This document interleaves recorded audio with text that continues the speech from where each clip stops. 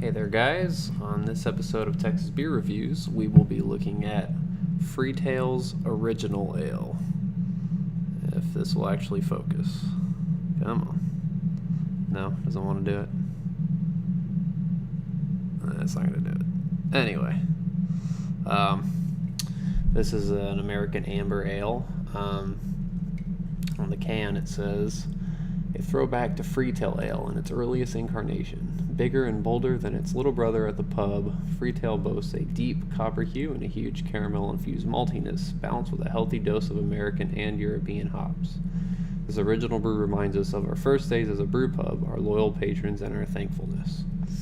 So I guess they, when they started out, they brewed a amber-style ale as, I guess, one of their first beers, if not their first beer. And this is an homage to it, so I guess they recreated it. They changed up the recipe a little bit, maybe something more modern to reflect that. So a little bit else about the beer. It is 6.3% alcohol by volume, 40 IBUs, and it uses Pils, Munich, Vienna, and Caramunich malts. Freetail is out of San Antonio, Texas. I haven't had this beer before. I haven't really had too many Freetail beers, but so excited to try it out and see what I think. But with that said, let's get into it.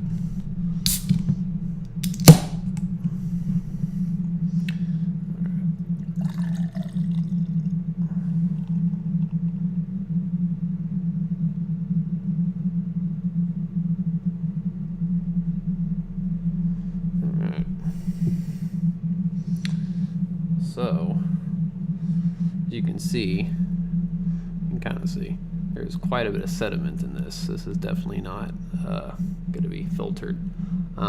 It's got a nice kind of a rich amber hue with a white head, maybe just slightly off-white here. It's a little bit darker here than you can see in the camera.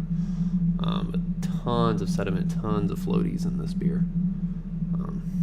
So let's check out the aroma.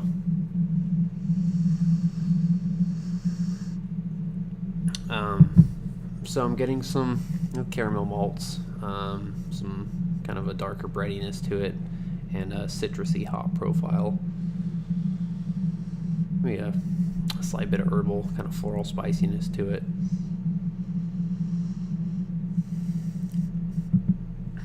But it's not super citrusy, just kind of a hint, like a hint of grapefruit in there. But it smells pretty balanced. It's not too intense. It's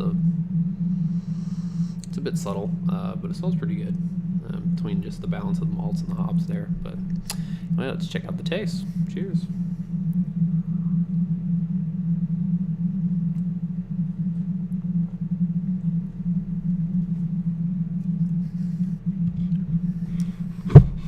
Okay.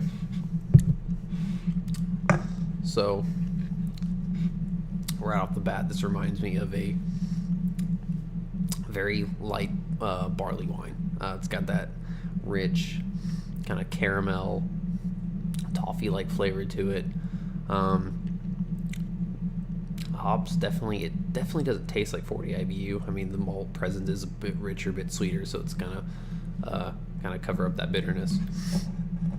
But the hops definitely are more in the background. There is a slight bit of that kind of citrusy quality to it, but it's really big on the that kind of caramel, rich kind of bready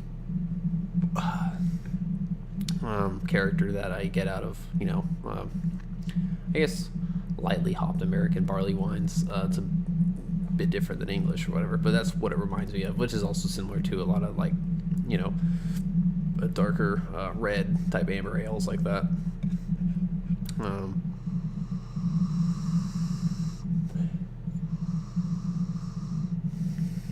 getting almost a slight metallic presence on the nose, and I don't know if that's going to be it from being too cold. I don't really get this flavor, but it might be.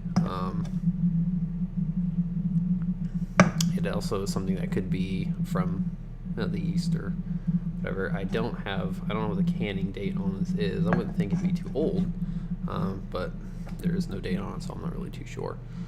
I don't really get as much on the flavor, but let's see.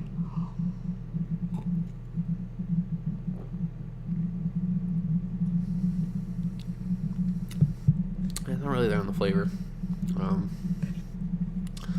but I mean, it's really, a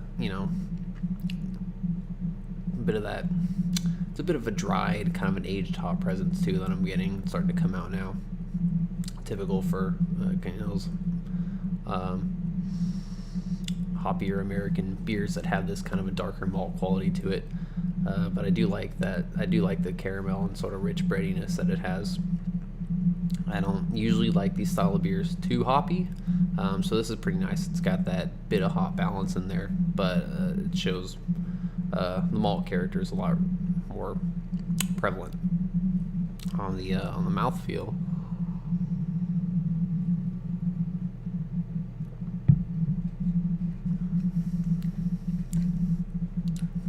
I would say it's definitely more towards medium.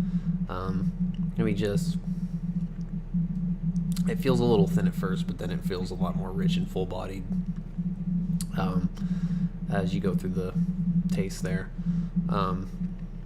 But carbonation is pretty spot on for it. Typical for the style, not over carbonated, not too light, and it really kind of, I guess because of that, it feels a little bit thicker, and kind of those that malt comes out quite a bit more. But overall, I enjoy this beer. Said I do like the fact that it's not too intensely hoppy, so I don't know if that's due to the age or not. But disregarding that, I would say that if you want an amber ale that kind of has more of that caramel, bready malt presence to it over the hops, or it doesn't have too much hop, maybe more of a, I don't want to say English style, but it just makes me think of like a light barley wine. English barley wines have more of the malt character to it, as opposed to the American barley wines have more of a big hoppier presence to it. It's not big and sticky and syrupy in any way like that, but the flavors kind of remind me of that. But yeah, that's, I would definitely recommend it if you like those flavors. Maybe you do like barley wines, but want something a little bit lighter to drink, without, more of that kind of caramel malt presence to it, as opposed to, more, I guess, hoppiness. But overall, I think it's a pretty solid beer. I would definitely recommend it.